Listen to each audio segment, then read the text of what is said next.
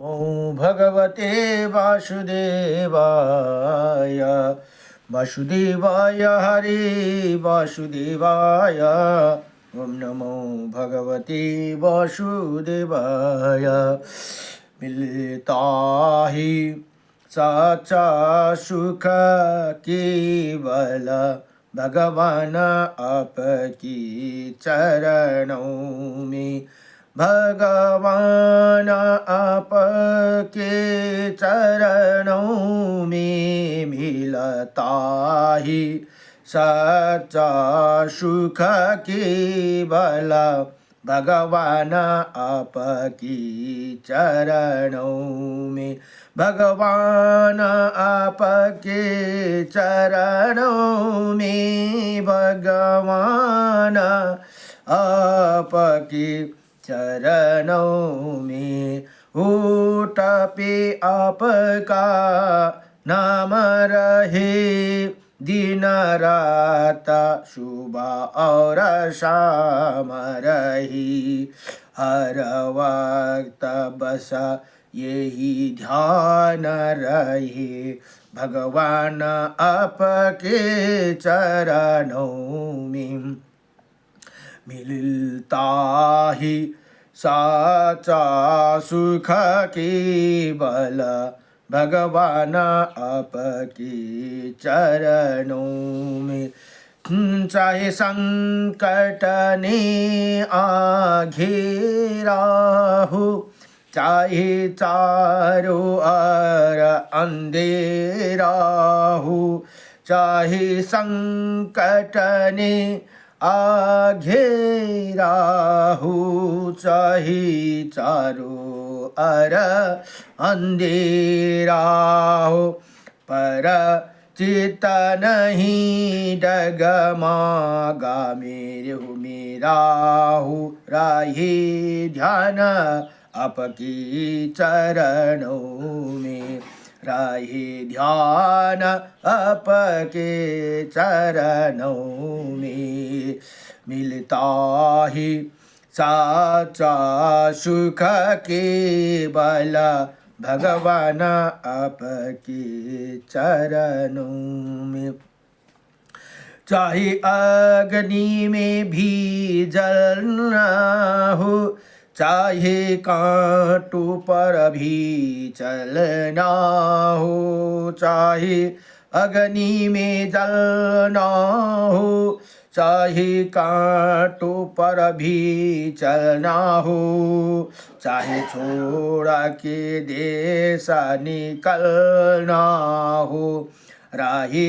ध्यान आपके चरणों में रहे ध्यान आपके चरणों में रहे ध्यान आपके चरणों में चाहे बेरी सब संसार बने चाहे मोता गले का हार बने चाहे जीवन मुझ पर भार बने चाहे जीवन मुझ पर भार बने राहे ध्यान आपके चरणों में राहे ध्यान आपके चरणों में मिलता ही साचा सुख केवल भगवान आपकी चरणों में भगवान आपकी चरणों में भगवान आपके चरणों में नमो भगवते वासुदेवाय अथ अब श्री गणेशाय नमः भनेर अर्को भाग सुरु भयो अर्थात् श्री ब्रह्माण्ड महापुराण मध्य भागको तृतीय उपोदघात पादमा अब ऋषि सर्ग वर्णन नाम भनेर यहाँ बताउनुहुन्छ। प्रथम अध्याय ऋषि सर्गका वर्णन भनेर यहाँ भन्नुभयो।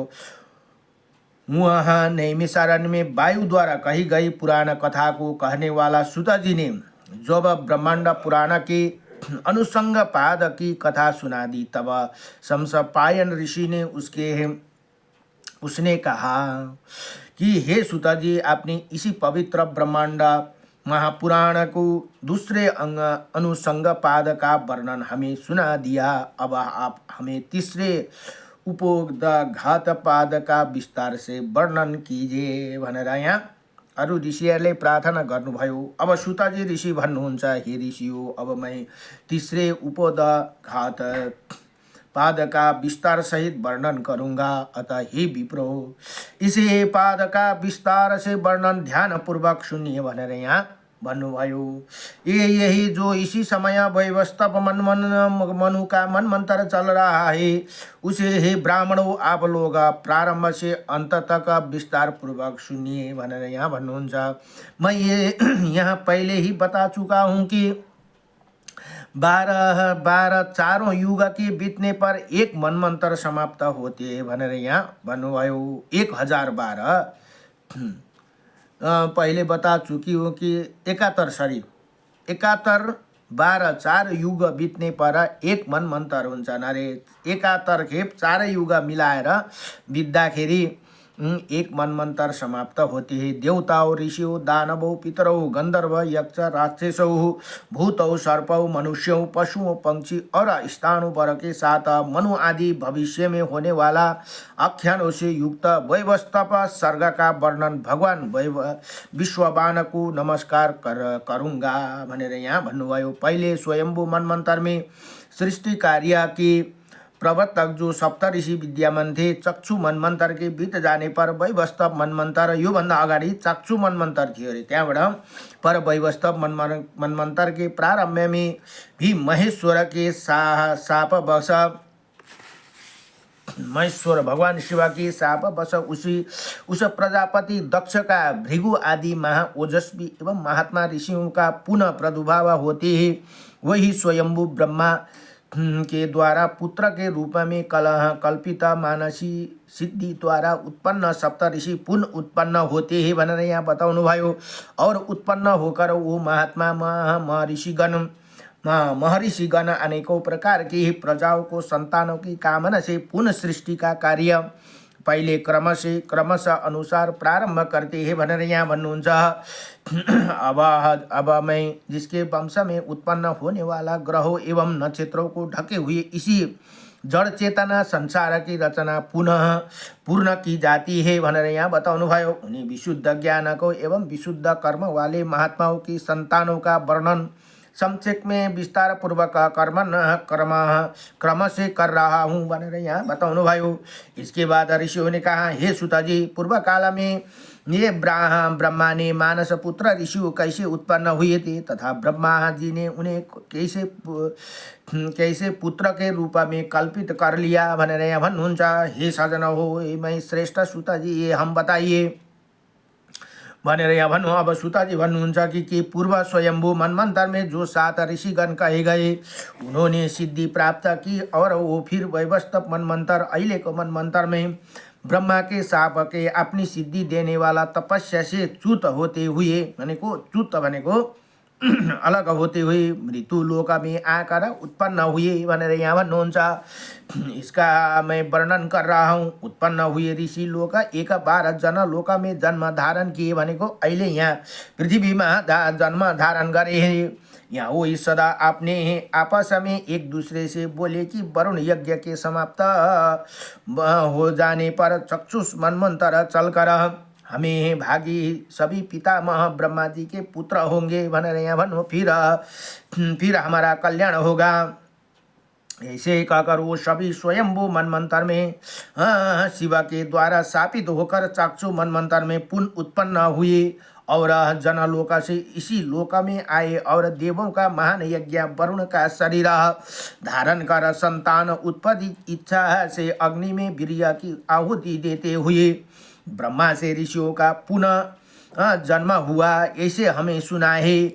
अब ये पहिला ब्रह्मा द्वारा उत्पत्ति भएका ऋषिहरू को हुन् त भन्दा भृगु ऋषि अंगिरा ऋषि, मारीच ऋषि, पुलसाह ऋषि, पुलह ऋषि, कृतु, अत्रि र वशिष्ठ यी 8 ब्रह्मा के पुत्र यिनबाट हामीहरूको उत्पत्ति भए। पहिला हामीलाई सन्तान उत्पत्ति गर्ने यी ऋषि हुन्। को हुन् भन्दा भृगु ऋषि, अंगिरा ऋषि, मारीच ऋषि, पुलत्स्य ऋषि, पुलह ऋषि, कृत ऋषि, अत्रि, वशिष्ठ यी 8 ऋषि ब्रह्माद्वारा ब्रह्माका मानस पुत्र हुन् भनेर यहाँ बताउनु भयो। वरुण के उस विशाल यज्ञ में सभी देवता सम्मिलित हुए थे। यज्ञ के सभी अंग एवं षष्ठकार वो साक्षात सकार रूप से उपस्थित थे भनेर यहाँ भन्नुभयो। सामवेद यजुर्वेद हजारौं ऋचाओं के साक्षात मूर्ति रूप में उपस्थित थी। क्रमशः विभूषित विवशुषुत ऋग वेद की साक्षी मूर्ति रूप में उपस्थित थी। यज्ञ के अर्थ समाप्रीत सुत और ब्राह्मण मंत्रों वाले वृत्तियों का से भरा हुआ ओमकार रूपा मुख वाले उज्जवल यजुर्वेद का साक्षात मूर्ति रूपा में उपस्थित थे भनेर यहाँ बताउनु भयो। सभी गाने योग्य छंदों को आगे कर विश्व वसु आदि गंधर्वों को 7 वृत्ति से युक्त साम वेद भी शोभित हो रहे थे तथा ब्रह्मा वेद घोर विधियों से युक्त तथा प्रत्यक्ष रंगो योग से युक्त होकर 2 भागों में विभक्त होकर उपस्थित था भनेर यहाँ बताउनु भयो। इसी सब के अलावा लक्षण विस्तार स्तोभ निरुक्त स्वर भक्तिया आश्रय षष्ठकार निग्रह प्रग्रह सब उपस्थित थे। दीप्ति मूर्ति इला देवी दिशाए दिशाओं के स्वामी देव कन्याओं पत्नियां तथा माताएं मातृकाएं तथा आयु सब इसी सुंदर रूप वाले वरुण का शरीर धारण कर यज्ञ करते हुए देव यज्ञ को उपस्थित थे। अतः ये सब हम भी देवों के साथ यज्ञ कर रहे थे भनेर यहाँ बताउनु भयो। वहाँ पर स्त्रियां भी थी। अतः उन स्त्रियों को देखकर ब्रह्मा जी का कार्य ब्रिय स्खलित हो गया। यहाँ भन्नुहुन्छ वो वहाँ पर स्त्रियों को भी थी। अतः उन स्त्रियों को देखकर ब्रह्मा जी की ब्रिय स्खलित हो गया और पृथ्वी पर गिर गया। ब्रह्मा ऋषि के भाव के प्रभावित निश्चित विधान के कारण पितामह ने पृथ्वी पर गिरे हुए अपने ब्रिय को घृत की भांति दोनों हाथ के श्रुस्वाच चमचा पर रखकर यज्ञ में मंत्रों का विधिवत उच्चारण कर हवन कर दिया। अरे उनको ब्रिय जुन स्खलित भएको थियो त्यसलाई उठाएर मन्त्र पढ्दै हवन गर्दिनु भयो रे। उसके बाद प्रजापति ब्रह्मा ने पंचभूतमय समूह की उत्पत्ति की लोक में परम तेज युक्त किंतु पृथ्वी पर गिरने के कारण कुछ क्षीण तेज वाले उसी वीर्य से शतगुण से रजोगुण और तमोगुण का सृष्टि हुई। 3टा कुरा को सृष्टि भयो रे त्यतिखेर। फिर ब्रह्मा ने घृत की थाली में उठाकर अपने ब्रिय को आहुति दी। जैसे कि ब्रिय की आहुति दी गई वैसे ही उस यज्ञ से महर्षिगण उत्पन्न हो गए भनेर यहाँ भन्नु। ती ब्रह्मा जी के ब्रियबाट ऋषिहरूलाई देख्ने बित्तिकै उनको ब्रिय स्खलित भए रे। त्यहाँदेखि ती ब्रिय आहुति को देने के कारण तीबाट उनी महर्षिगण उत्पन्न हुए। वही ऋषिगण अपने गुणों को प्रभाव और युक्त शरीर वाले थे भनेर यहाँ बताउनुहुन्छ।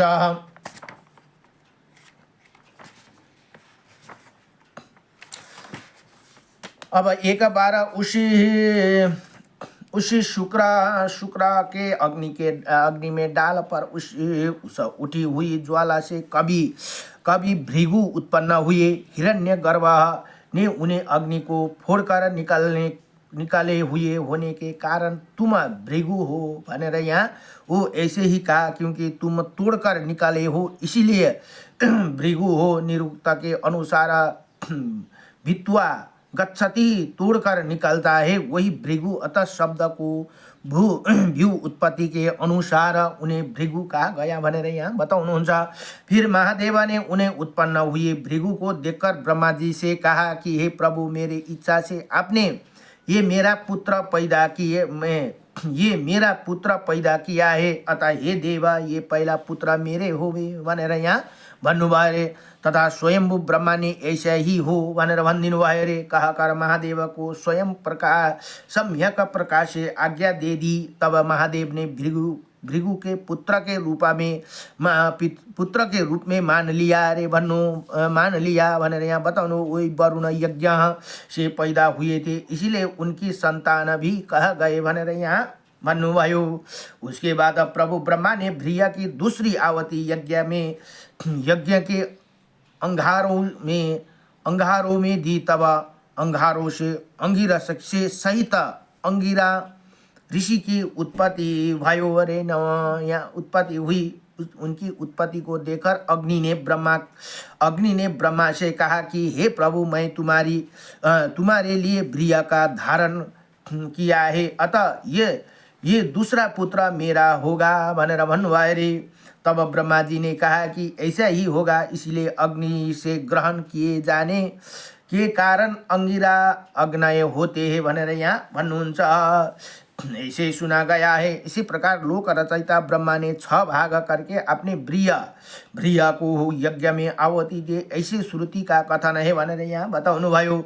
वहाँ पहले अग्नि की मारीचो लपटों से मारीच ऋषि उत्पन्न हुए। उसी कृत यज्ञ से कृतु उत्पन्न हुए, इसीलिए उनका नाम कृतु रखा गया। वहाँ से जब अत्रि पैदा हुए तो उन्होंने कहा कि मैं तीसरा हूँ, इसीलिए वो अत्रि कहा गए। अपने केशों के नीचे लटकते हुए पैदा हुए, इसीलिए वो पुलत्स्य हुए भनेर यहाँ भन्नुभयो। कहे पुलत्स्य कहे गए क्योंकि पुलत्स्य शब्द का अर्थ है लटकते केश वाले।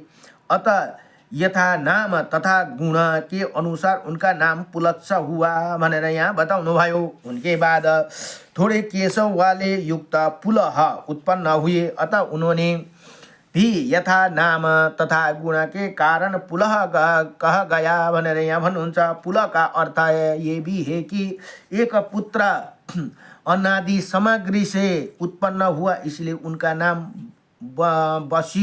वसुमान रखा गया भनेर यहाँ भन्नुभयो। क्योंकि पशु का अर्थ ही अनादि संपत्ति ब्रह्मवादी तत्वों को जानने वाला ऋषियों द्वारा उनके वशिष्ठ कहा गया भनेर यहाँ भन्नुहुन्छ।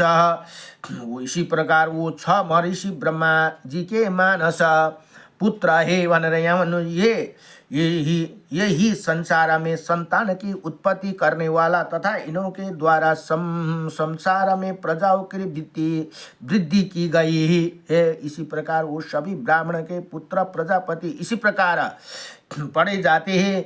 इन्होंने महर्षि के द्वारा दूसरे पितृगण देवतागण उत्पन्न किए, जो 7 लोक में प्रसिद्ध हुए तथा 7 लोक में प्रसिद्ध अजय गण भी उत्पन्न किए गए। वही मारीचा से मारीचा, उसी प्रकार अंगिरा से अंगिरास, पुलत्स्य से पुलत्स्य से पुलत्स्य, पुलह से पोहल, वशिष्ठ से वासिष्ठ प्रसिद्ध हुए भनेर यहाँ यसरी बताउनुहुन्छ। तथा अत्रि से अत्रय गोत्र, ये यसरी नै आफ्नो गोत्र ऋषिहरूबाट छुट्यो अरे। हामीहरूको त्यही कारण आफ्नो थर अनुसारले गोत्र छन् लोकों में बढ़ाने वाला पितृगण कहा गए। इसी प्रकार ये संक्षेप में हमने बता दिए भनेर यहाँ भन्नुहुन्छ। त्यही कारण हामीले पितृहरू भनेको आफ्नो जो पूर्वज छन् नि गोत्र, उनीहरू हाम्रा पितृ हुन्छन्। अतः अन्य 3 गुणों के ये सभी गण अमर स्वयं प्रकाश स्वरूप और ज्योति मनंत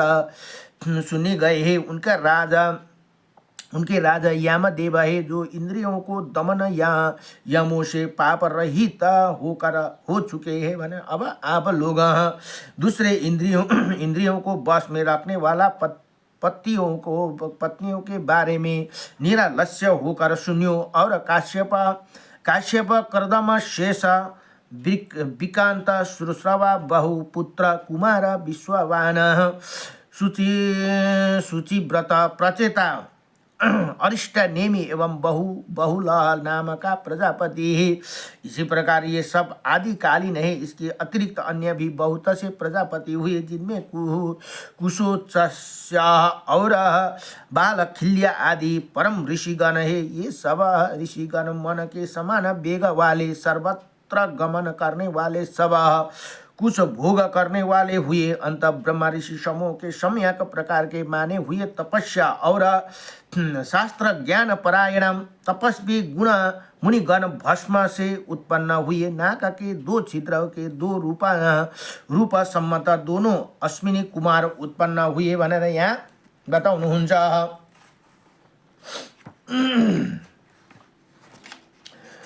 नमो भगवते वासुदेवाय।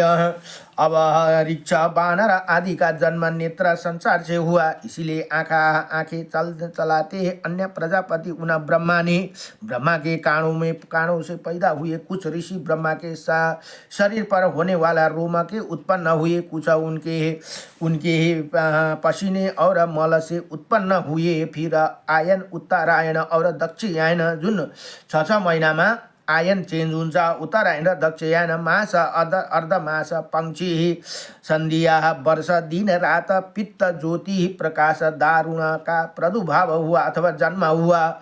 रुद्र को लोहित कहा गया है। लोहित कनक को कहा जाते हैं, अर्थात सोने का वर्णन, जो कि तेजस भी कहा गया है। अतः तेज अग्नि से पैदा हुए, इसीलिए उसे सुवर्ण को तेजस कहा गया। अग्नि के धुआं से पशु पैदा हुए, स्मरण किए गए। उन्हें यज्ञ की प्रकाश किरण लौ से वो रुद्र और आदित्य देवगण पैदा हुए भनेर यहाँ बताउनु भयो। अंगिराओं से दिव्य एवं मानुष का प्रादुर्भाव हुआ। देवता गुरु ब्रह्मा जी की वो देवताओं द्वारा पूजा अर्चना की गई। सभी कामनाओं को देने वाला अर्थात सभी ही मनोअभिलाषियों का पूरा करने वाला ब्रह्मा जी ने सभी देवता लोग इसी प्रकार वह क्या बोले ही कि ब्रह्मा जी के आप इसी संसार के आदि प्राणी से संसार के मूल तथा आप आपने उत्पन्न ही, अर्थात आप स्वयंभू है भनेर यहाँ बताउनु भयो। आपको पैदा करने वाला कोई नहीं। हे प्रजापति, ये सभी ही प्रजाओं के ईश्वर, प्रजाओं की उत्पत्ति करने ये सभी प्रजापति तथा सब तपस्वी, इसी प्रजापति आपकी कृपा से ये सब इन लोगों को ही लोकों में होने वाली सभी क्रियाओं को धारण करे, ये आशीर्वाद दीजिए।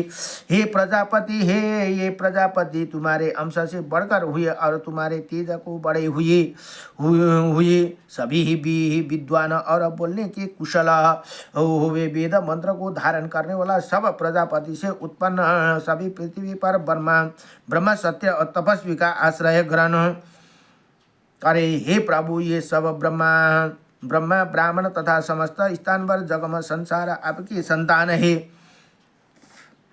अतः इसी प्रकार मारीच को आगे करके देवताओं ने ब्रह्मा जी से प्रार्थना की कि हे प्रजापति, हम सभी संतान के कामना करते हैं। उस यज्ञ में महाभाग देवता और ऋषियों ने कहा कि हे प्रजापति, हम सभी स्थान और काल के अभिमानी तुम्हारा ही वंश में पैदा हुए हैं, अतः तुम्हारे उसी रूप के द्वारा ये इन प्रजाओं को धारण करो और युगादि के निधानों में ब्राह्मण लोग स्थापित करो भनेर यहाँ भने उसके बाद लोक गुरु ब्रह्मा ने कहा कि बहुत अच्छा है। इसी विशेष रूप से निश्चय करके मैंने इसी संसार की रचना की है, इसी में कोई संदेह नहीं। आपके ये सभी महर्षिगण वंश से उत्पन्न करने वाला बनेंगे। उन्हें सब पहले महात्मा भृगु का वंशकृति को प्राप्त करेंगे। वो भृगु ही प्रथम प्रजापति है भनेर यहाँ भन्नुहुन्छ। अतः सबसे पहले प्रथम प्रजापति भृगु का प्रारंभ से लेकर विस्तार के साथ वर्णन करूँगा। महात्मा भृगु की अनुपम, उत्तम, कुलीन और शुभ 2 पत्नियाँ थी। हिरण्य काश्यप की दिव्य नाम की कन्या सुनी गई है। राजा पुलोमा की पुलोमी श्रेष्ठ वर्ण वाली पुत्री थी। भृगु ऋषि ने से दिव्या और ब्रह्मा ज्ञानियों को में श्रेष्ठ देवताओं और असुरों को आचार्य शुक्र को जन्म दिया भनेर यहाँ शुक्राचार्य को जन्म दिनुभयो रे। जो कवि श्रेष्ठ नाम से भी पुकार जाते हैं। शुक्र उषाना कह गए हैं तथा उन्हें नित्य काव्य नाम से पुकार गए हैं। सोमपान करने वाला पितरों की मानसी कन्या जो बहुत ही यशस्विनी थी, जिसका नाम गौ था भनेर यहाँ भन्नुहुन्छ। उसका 4 पुत्रों को जन्म दिया। गौ था, गौ नामले उन्हें 4 पुत्र जन्म दिए। वही त्वष्टा, बस्त्री, पांडा एवं अमर का ये सब तेज और आदित्य सूर्य के समान तथा प्रभाव से ब्रह्मा के समान थे। वस्त्र बस्त्री के रजत पृथु रश्मि और विद्वान बृहग्री ये वशिष्ठ और दैत्य यज्ञ करने वाला पुत्र थे। एक बार यज्ञ रूपा अधर्म के विनाश के लिए मनु से निवेदन किया, परंतु धर्म को नष्ट हुआ देखकर इंद्र ने मनु से कहा कि मैं इनो दैत्यों को यहाँ ये कारण उभर कर आते हैं कि दैत्यों ने यज्ञ का विरोध इसीलिए किया कि यज्ञों में बलि प्रथा प्रारंभ हो गई थी। वैदिक हिंसा न भावित वेदों का यज्ञ में हिंसा नहीं होती। इसका आशय तो ये था कि यज्ञ कार्य में समाधि में यदि किसी भी प्रकार के कोई कीट रह जाए तो उसे हिंसा नहीं माने जाते तथा उसे जो अन्न जलाया जाता है वही भी हिंसा नहीं माना जाता है। यही आशय था कि परंतु इसके अर्थ का अनर्थ हुआ और इसे कथन में यज्ञों में बलि प्रथा को जन्म दिया भनेर यहाँ बताउनु भयो। जिसका विरोध दैत्यों ने किया था तथा वो विरोध उचित भी था भनेर यहाँ भन्नुहुन्छ। द्वारा तुमसे यज्ञ कराऊंगा यहाँ भन्नुभयो। मैं इन्हें दैत्यों के द्वारा तुमसे इंद्र के इसी वाक्य को सुनकर दैत्य उसी स्थान देश से भाग गए। उन दैत्यों ने के तिरोभूत भाग जाने पर इंद्र ने मनु पत्नी अचेतना को ग्रह से मुक्त कराकर उसका अनुसरण किया। उनके ही बाद इंद्र को विनाश के लिए प्रयत्नशील उन दुष्ट मुनियों को देखकर मुस्कुरा कर इंद्र ने क्रोध होकर उन सब का संहार कर दिया और यज्ञ की वेदी को दक्षिण भाग में शयन किया।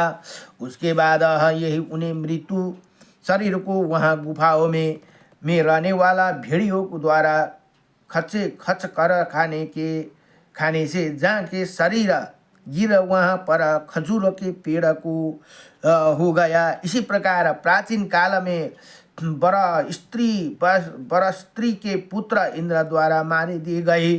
शुक्र की पत्नी जयंती ने देवयानी उनकी पुत्र पैदा हुई। त्रिशरा और विश्वरूपा त्वष्टा से महान पुत्र हुए जो विरोचनी और यशोधारा ये महायशस्वी पुत्र पैदा हुए थे। अर्थात त्वष्टा की पत्नी विरोचना और यशोधारा से त्रिशरा और विश्वरूपा 2 महायशस्वी पुत्र पैदा हुए। विश्वरूपा के अनुजा विश्वकर्मा नाम से स्मरण किए गए। भृगु के 12 पुत्र हुए जो भृगु देवता कह गए। प्रभु काव्य की अनुजा कन्या दिव्या ने भुवन भावना अत्ययन कृतु शुचि सोवा श्रवा मृदा व्याजा वसु और प्रभा ये 12 भृगु पुत्र कहे गए हैं। और इसी प्रकार 12 भृगुगण देवता 12 यज्ञादि देवता कहे गए। पुलोमा पुत्री पुलोमानी इंद्र को वश में करने वाली ब्रह्मनिष्ठ ब्रह्मपुत्र को जन्म दिया, जिसके क्रूर राक्षस द्वारा गर्भ के 8 मानस में ही व्याधित कर दिया। अतः वो गर्भ गिराया, क्योंकि वो गर्भ च्युत हुआ था, गिर गया था। अतः उसी गिरने से च्युत शब्द के अनुसार उसी शिशु का नाम च्यवन रखा गया। च्यवन ऋषि जो रखा गया तथा उसी च्युत गर्भ शिशु ने चेतना थी, इसीलिए उसे प्रचेतन कहा गया है। प्रचेतन च्यवन ने सुकन्या नाम की पत्नी को क्रोध से जले हुए अप्राबान और दधीची नामक दो सजनों को मान्य पुत्र को पैदा किया भनेर यहाँ बताउनु भयो। अब दधीची ने अपनी पत्नी सरस्वती में शाश्वत को जन्म दिया। नहुषकी पुत्री माँ भाग्यशालिनी ऋचि अप्राबान की पत्नी थी। अप्राबान का ऋषि उरु नाम का माँ यशस्वी पुत्र जंगाओं को फोड़कर पैदा हुआ। उसी ओर्व का पुत्र ऋचक जलती हुई अग्नि के समान तेजस्वी था। ऋचक ऋषि ने सत्यवती को जमदग्नि को जन्म दिया। बताया जाता है कि पूर्व काल में भृगु ने जो चरु दिए थे, उन चरु के बदले जाने से रुद्र चरु सत्यवती को मिल जाने से सत्यवती के गर्भ से रुद्र का स्वभाव वाले जमदग्नि का जन्म हो गया। अर्थात भृगु के पुत्र प्राप्ति के लिए यज्ञ किया, उन्होंने दो चरु बनाए। एक वैष्णव चरु था, दूसरा रुद्र चरु था। उसमें रुद्र चरु देना था। सरस्वती ने की माँ गादी की पत्नी को, क्यों वो क्षत्रिय थी, वो वैश्व चरु देना था। ऋचक ऋषि की पत्नी सत्यवती ने, परंतु वो बदला गया। फलत रुद्र चरु का भोग करने के कारण सत्यवती ने रुद्र स्वभाव वाले जमदग्नि को पैदा किया तथा गादी की ही पत्नी को शांत स्वभाव वाले विश्वामित्र को पैदा किया भनेर यहाँ भन्नुहुन्छ। अब जमदग्नि की पत्नी रेणुका ने जमदग्नि से इंद्र के समान पराक्रमी असीमित तेजस्वी वाले ब्राह्मण और क्षत्रिय को पराक्रम वाले परशुराम को उत्पन्न किया भनेर यहाँ यसरी बताउनु भयो। उर्व पुत्र ऋचक के ये 100 पुत्र थे, जिनमें जमदग्नि सबसे बड़े पुत्र थे। उन्होंने 100 पुत्र को 1000 पुत्र उत्पन्न हुए। उन्हें सभी भृगुवंशीय ऋषियों का वंशज परंपरा से अनन्य ऋषियों को वंश से ब्रह्मादि कार्यों में योग्य माने गए हैं। अब वत्स विदा अरिष्टसेन यशक व्यन्य शोनक और मित्रायु ये 7 भार्गव पक्ष के ऋषि गण माने गए हैं। अतः आप बुद्धिमान अग्नि के पुत्र अंगिरास के वंश को सुनिए, जिनका गोत्र में परम तेजस्वी भारद्वाज गौतम एवं ईसुमान नाम का मुख्य देवता पैदा हुए।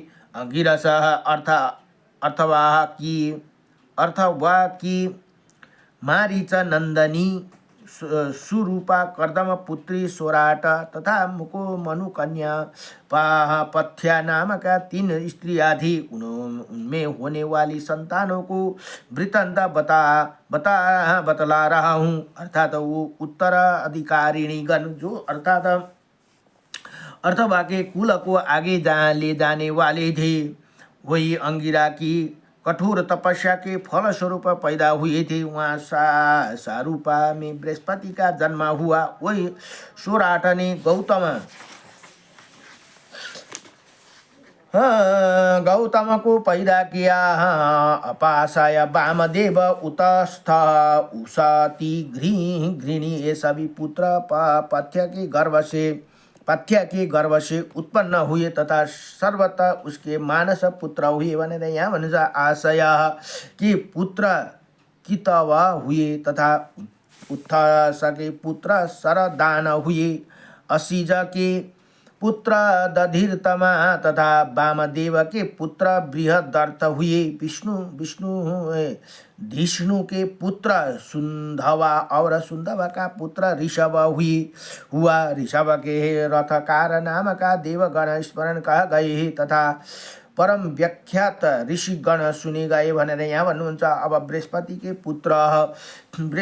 पुत्र है भारद्वाज माँ यशस्वी सुने गए। बृहस्पति के छोटे भाई अंगिरस गोत्रीय देवगण माने जाते हैं। वही अंगिरस गोत्र की देवगण स्वरूपा के और से पुत्र रूपा में उत्पन्न हुए थे। उनका संख्या 10 है तथा उनका नाम है ऊर्दाय आयु दनु दक्ष दम प्राण हव्यास। अब विष्णु और ऋत और सत्य तथा असाय उथत वामदेव ओसिज भारद्वाज संस्कृत गर्ग कणव रथितर और मृदुगल विष्णु वृद्ध हरित और 13 कवि रूपा 14 भारद्वाज 15 कितवा। ये 15 अंगिरस पक्ष के देवगण है जो अन्य ऋषियों के गोत्र में विवाहित संबंधों के स्वीकार कहे गए भनेर यहाँ भन्नुहुन्छ।